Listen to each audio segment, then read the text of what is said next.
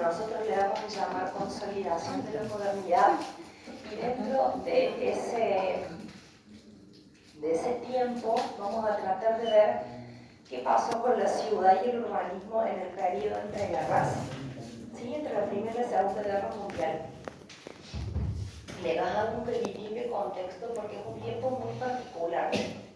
En Europa,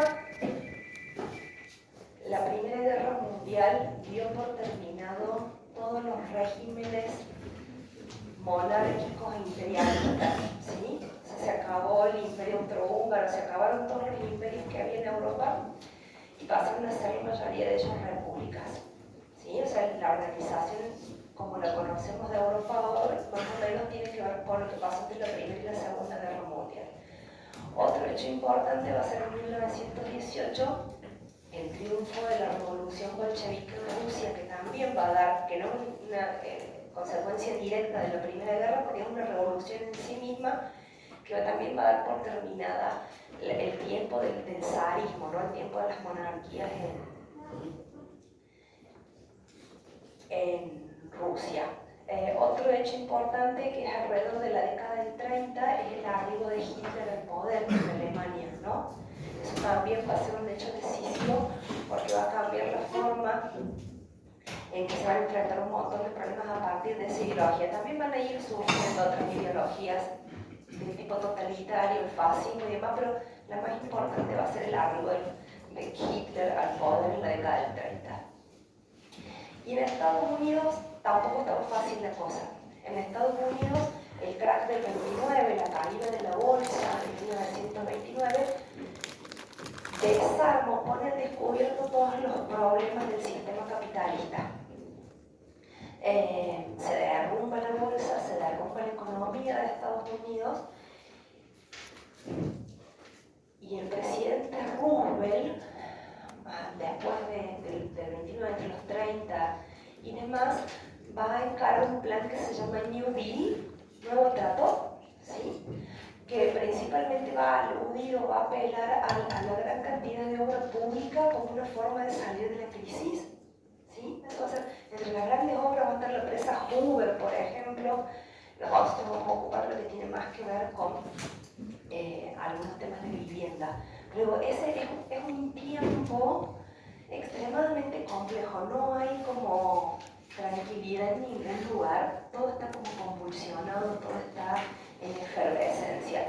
Entonces, también esta caída de los regímenes monárquicos o imperialistas y el ascenso en algunos países de gobiernos democráticos de corte socialista va a hacer que haya también como una mirada particular en los grandes problemas olvidados de siempre, ¿no? Las clases sociales más bajas, que habían estado siempre desprotegidas, que nunca habían tenido acceso a la vivienda digna y demás. Entonces va a haber toda una mirada en ese sentido, ¿sí? Bueno, ese es más o menos el contexto para que nos podamos meter ahora en lo que vamos a charlar un poquito. Ahí escribí yo entre azul y rojo, porque vamos a estar observando particularmente los CIAM. Entonces ahí tienen una periodización, esa periodización no es mía, es la periodización que propone el libro de Kenneth Frampton. Ustedes lo tienen digital dentro del sitio de bibliografía, ¿sí? Lo tienen completo el libro, y casi al final del libro hay un capítulo específico sobre los CIAM. Entonces ahí yo les puse la periodicidad que él propone, las tres etapas que él propone. Yo entre la segunda y la tercera tengo mi mirada un poquito diferente. Para mí, el 6 ya se está cayendo la tercera etapa, pero bueno, eso después de totalmente ustedes se pueden leer con tener su propia mirada crítica del asunto. No es un texto largo, es un capítulito que va a tener 5 páginas. Muestra esto, entonces para que ahora podamos ir haciendo una reflexión ahí como ordenado. Primero, antes de entrar como al largo proceso europeo, que es mucho más complejo, les muestro esto de Estados Unidos, que es lo que estaba ligado al proceso del crack del 29 y el posterior tema con el tema del housing y el New Deal. En Norteamérica, a nivel urbano, durante este tiempo no va a fundar ciudades, no se va a ocupar de nuevas fundaciones, ¿sí? No se va a ocupar del problema urbano con la creación de nuevas ciudades. Lo que vamos a ver son cómo las ciudades que ustedes ya conocen del siglo XIX o principios del siglo XX van cambiando, y en qué términos van cambiando.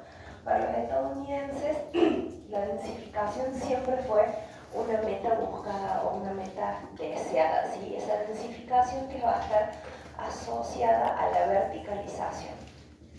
Y vamos a ver en la última imagen de este trámite, pero son 3 o 4 imágenes solamente, cómo se le contrapone de alguna manera la imagen de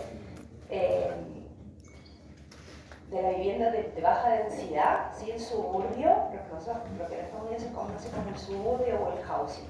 Ahí va. Entonces, fíjense, les puse un perfil de Nueva York, que es una de las ciudades que estudiamos el año pasado, ¿sí? ¿Se acuerdan? Ya tenemos como la idea de cómo son las manzanas y demás. Y en el área del downtown, en la parte baja de Manhattan, de lo que había sido el núcleo original del asentamiento de Manhattan, comienza este proceso de verticalización. Fíjense que temprano, una verticalización que en un primer momento busca una altura pareja, o relativamente parejo, un skyline bastante parejo.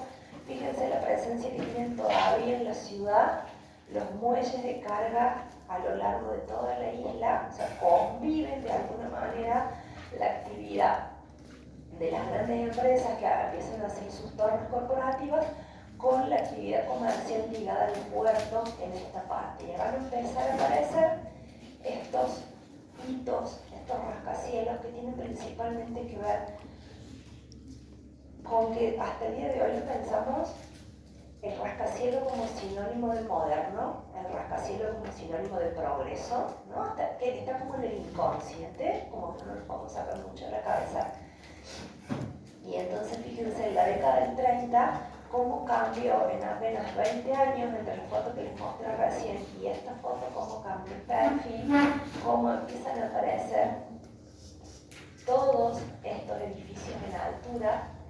Lo mismo sigue como con mucha presencia todavía en la actividad de los muelles, esto está prácticamente desarmado hoy, ¿no? La actividad comercial de Nueva York ya no se encuentra en esos lugares. Entonces tenemos una densificación y una verticalización principalmente aquí, en el área del downtown, que está ligado al mundo del comercio, al mundo de las actividades económicas, y aparecen otras por allá atrás, ¿sí? Como en el perímetro del Central Park, ¿sí? Que también empieza a tomar altura en ese sector, casi como una contraposición entre el verde y la densificación. El resto de la ciudad ven que permanece como baja a una altura de 2 a 4 niveles. ¿No les llama la atención los perímetros? Digamos, la volumetría de estos edificios, casi todos se escalonan. Eso tiene que ver con la normativa de la ciudad de Nueva York y con cómo se deben ocupar los lotes. Y ese escalonamiento tiene que ver con que, ¿se acuerdan que las manzanas son angostas y largas? No sé si lo tienen en la cabeza, de una forma de hacer que siempre llegue la luz a las calles. Por eso se escalonan los edificios para permitir el ingreso de la luz del sol a las calles y que no se convierta en una ciudad oscura abajo. Sí, por eso tienen ese perfil. Y mientras más ocupo el lote, más me voy hacia arriba, no hay límite de altura en la ciudad de Nueva York en este tiempo, más me puedo ir hacia arriba siempre y cuando pueda respetar ese escalonamiento y evitar que la ciudad abajo sea oscura. Y les puse este como así un ejemplo puntual, porque ya tiene que ver con este desarrollo en los negocios y como algunas empresas empiezan a tratar de contraponerse o hacer un frente a esto que había sucedido en el carácter 29, ¿no? La recomposición de las empresas también buscan hacer sus grandes sedes y demás, y de esa forma reactivar la mano de obra y demás a través de las construcciones de las grandes sedes de las empresas, ¿sí? Esa es la torre del Rockefeller Center, todavía está en pie, construida entre los 30 y los 40, obra de Raymond Kuhn. les dije que como contraparte, ¿qué pasa a que sigue? No, tal, usted lo tiene en la imagen. ¿Y por qué a mí yo no la tengo? Pongamos el PDF 2 segundos. Porque acá está puesto en el Power. Es como que no se grabó el PowerPoint, me quedó grabado en el... Dale, sí. Ponemos que sea esa que sea ahí. Aparte no tiene mucha. Ahí está. Bueno, miren como que sea esta 2 minutos desde acá. Que no se quedó como desarmado en el book. Bueno, gracias Camila.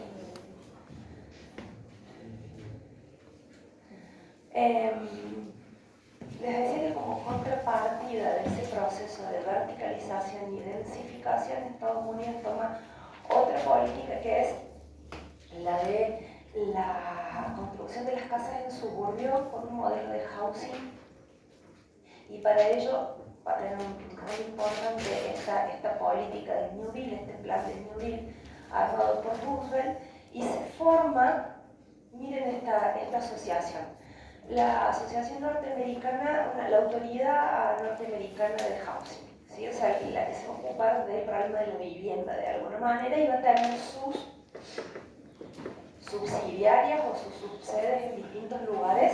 Este es el afiche de la de Cleveland, ¿sí? Miren la imagen. Primero, casas de baja renta, ¿sí? Para familias de bajos recursos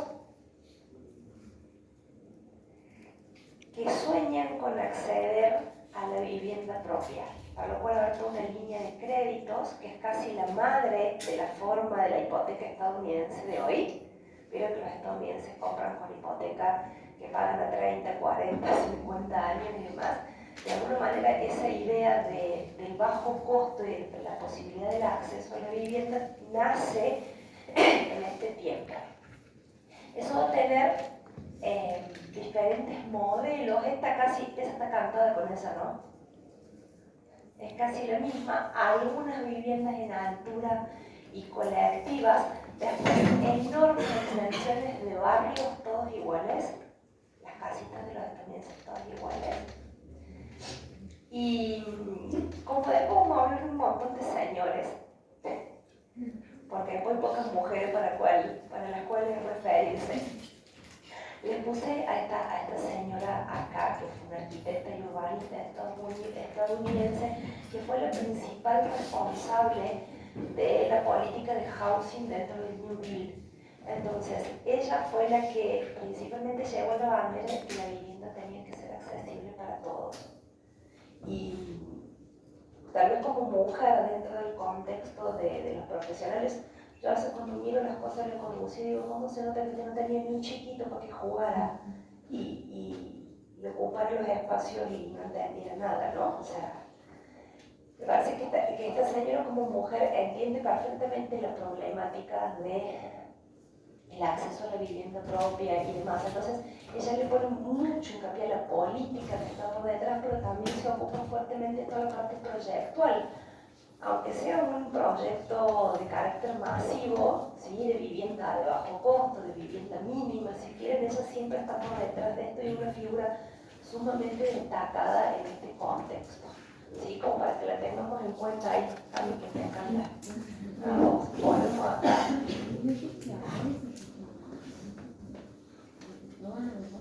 Yo creo que lo demás debería estar, y si no, bueno, de última vamos al PowerPoint. Oh.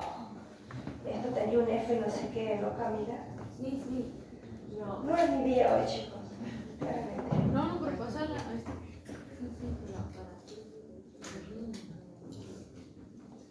Ahí.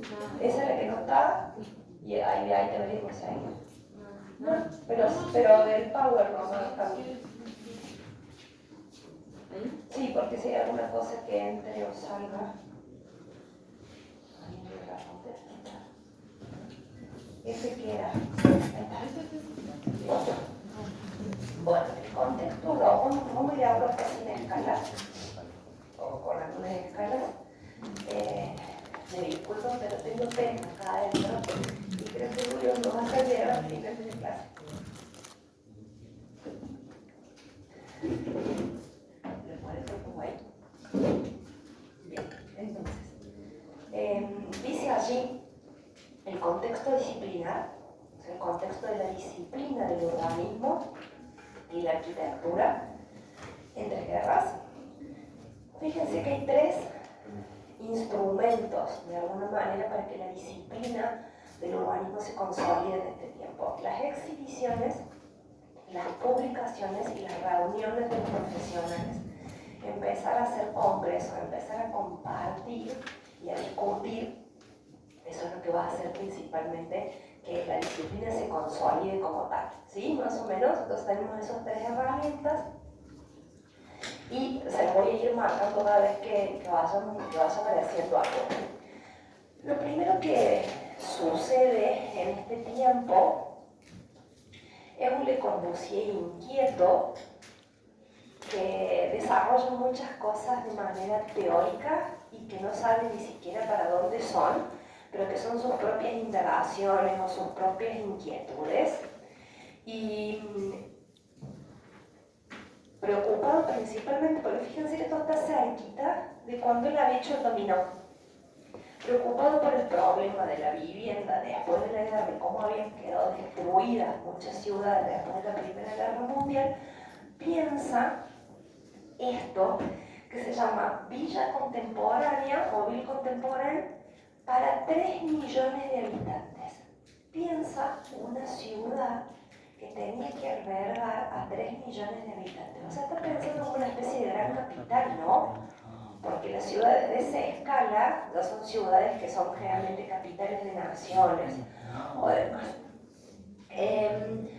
Atenti, cuidado, presten atención, la mayoría de la bibliografía y de los sitios web confunden la Ville Contemporaine con la Ville Radier. No son lo mismo, se las voy a mostrar los dos para que vean las diferencias, para que después cuando estudien estén atentos a no mezclárselas, porque son bastante diferentes los planteos de cada una de las dos. Fíjense que en este planteo de Le Corbusier todavía, si uno lo analiza, olvídense como aquella imagen, olvídense la imagen de la maqueta. Miren esta imagen. No tiene todavía casi un trazado del siglo XIX, con diagonales, un gran centro, ¿no?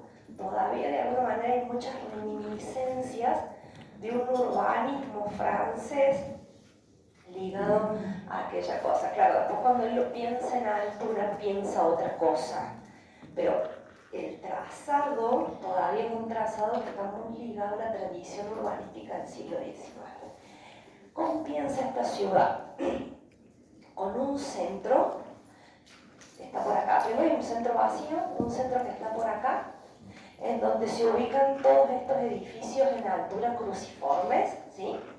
En forma de cruz, porque él considera que esta forma de cruz es la que permite que casi la mayoría de los ambientes tengan ventilación y luz natural, ¿sí? Al tener mayor superficie expuesta, tienen mayor iluminación y ventilación, y esa sería para Le Corbusier el área de trabajo, ¿sí? Sería el centro donde estarían las oficinas, donde estarían las distintas dependencias donde la gente trabajaría, ¿sí? Luego arma como una especie de rombo, acá, ¿lo ven ahí en la maqueta? Como ese rombo con diagonales, y piensa en estas tiras que son como un zigzag. Eso se llama arredent o redent, esa forma, ¿sí? Esa forma escalonada, en francés se llama redent. Es sumamente llamativo que acá Le Corbusier toma dos conceptos que vienen de las fortificaciones y del ámbito militar, porque tanto las torres cruciformes como esta forma escalonada era la forma que tenían muchas veces las murallas para la cuestión defensiva. Entonces él toma dos conceptos de las fortificaciones pasadas o del pasado y las reinventa o las traduce en otra cosa. esta idea de la vivienda Redén o de la tira Redén permitía que se expandiera ilimitadamente, porque yo puedo seguir haciendo estas figuras y extenderme hacia el resto del plano. Y finalmente, es acá en los bordes, piensen en un tipo de vivienda de más baja densidad, de menos niveles, pero nunca, jamás de los jamases Le Corbusier piensa en vivienda individual. Le Corbusier piensa en vivienda colectiva, agrupada de distintas maneras, siempre. Para él, la vivienda individual es una forma de perder espacio urbano.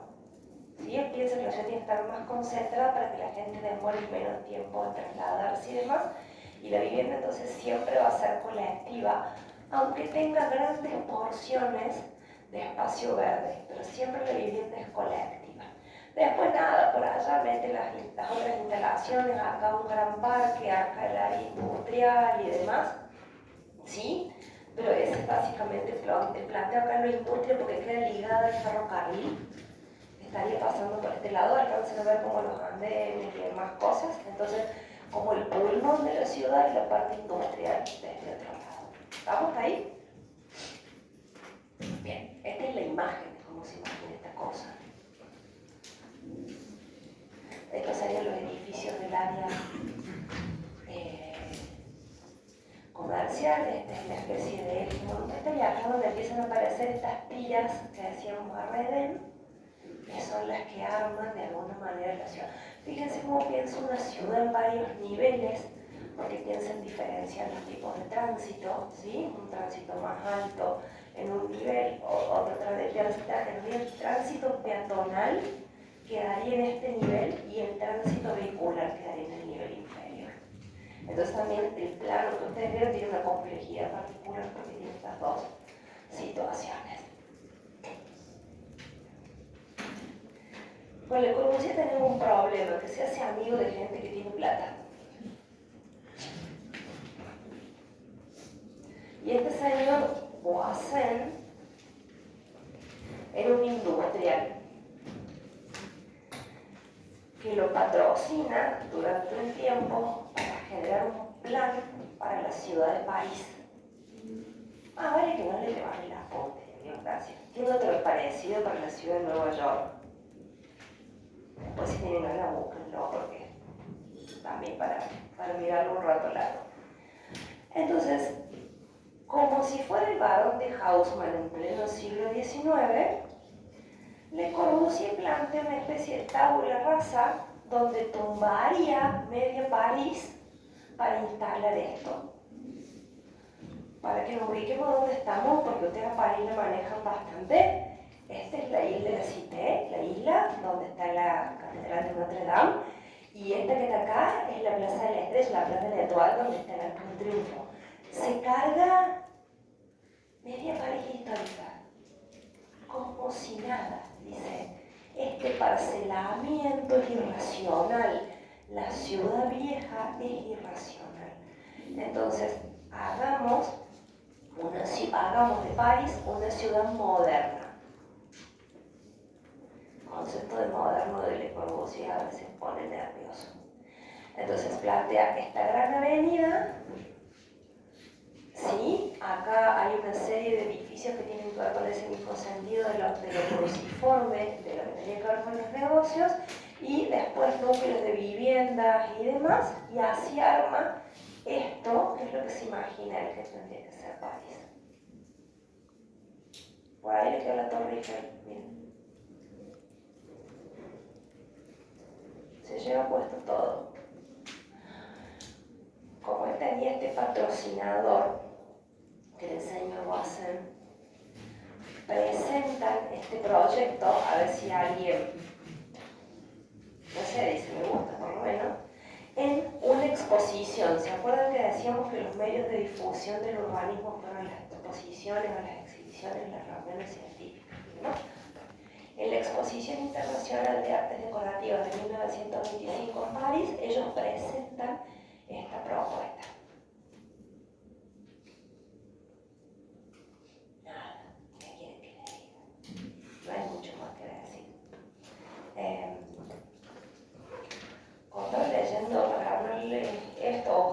pasando de este cuadro, estaba leyendo el libro de Kenneth Frampton, no me acordaba que tan crítico era Kenneth Frampton con el humanismo de Le Corbusier y cómo señala el daño que hizo a todo el siglo XX, ¿no? Cómo congeló el pensamiento hasta ese lado y imposibilitó o hizo que casi nadie pudiera pensar otras opciones, ¿no? Fue tan magnética su presencia y sus propuestas que hicieron que el urbanismo no avanzara en otras direcciones porque su figura eclipsaba todo de alguna manera. Eso lo dice Kenneth Frampton por ahí, no me acuerdo si ahí o cuando habla del Corbusier, pero bueno, yo armo el repaso para cada clase y vuelvo a leer los textos, entonces me salen a veces estas frases que me suelo olvidar. Mientras tanto, en Alemania, Hilbert-Seimer, un arquitecto bastante destacado, muy ocupado en la teoría de la arquitectura, Ludwig Hilbert-Seimer, planea o propone una ciudad vertical. A ver, ¿qué tiene en común con Le Corbusier? Solamente la idea de la vivienda colectiva, ¿sí? Que estaría puesta en estas torres verticales, en estas especies de placas verticales que él plantea, y la diferenciación de la circulación entre la circulación vehicular y la circulación peatonal. Pero Hilbert dice, ¿por qué tener que desplazarme desde la periferia al centro para trabajar?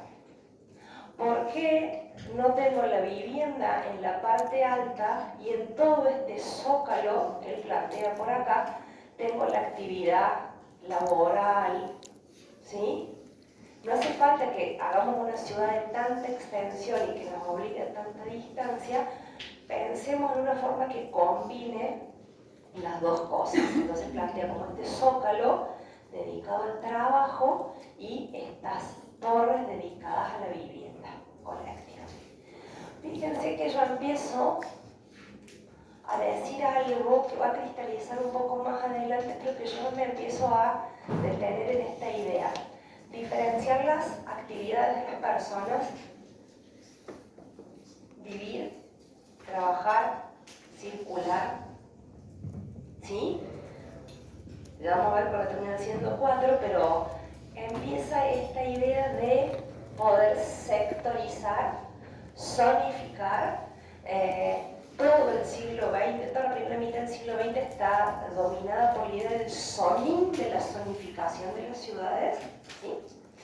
Eso es así como para que lo vayan teniendo. Bueno, mientras tanto hay algunas cosas que sí se concretan. Lo de Hilbert-Meyer no se concreta, queda solamente en un papel.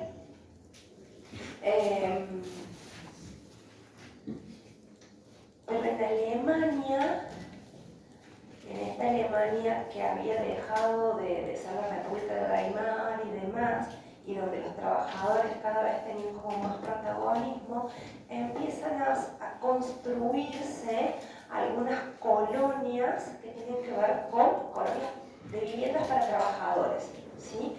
Esta está cerca de Karlsruhe, se le puso porque vimos la ciudad de Karlsruhe en el barroco, ¿sí? Este es un conjunto de viviendas, una colonia de viviendas, fíjense, se organizan como en tiras, no tiene demasiado interés, pero para que puedan ir viendo cómo esto va apareciendo y se va materializando, que no va quedando solamente en el mundo de las ideas. Y fíjense quiénes son los personajes que se ocupan de esto. Walter Gropius,